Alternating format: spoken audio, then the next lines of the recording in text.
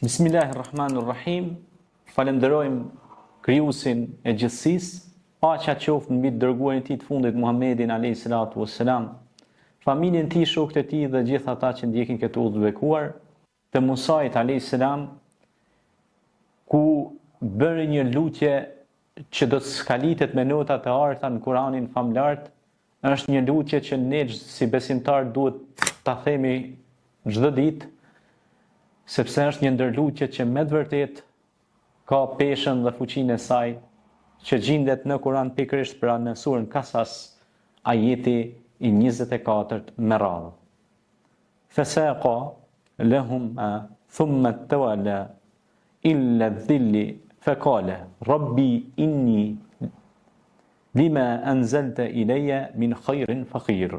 Atëherë ai u dha ujë kafshëve të tyre, pastaj u largu anash nën hije, e tha: O Zoti im, unë kam nevojë për çkado që të më japësh prej mirësive. Pra, Rabbi inni lima anzalta ilayya min khairin faqir.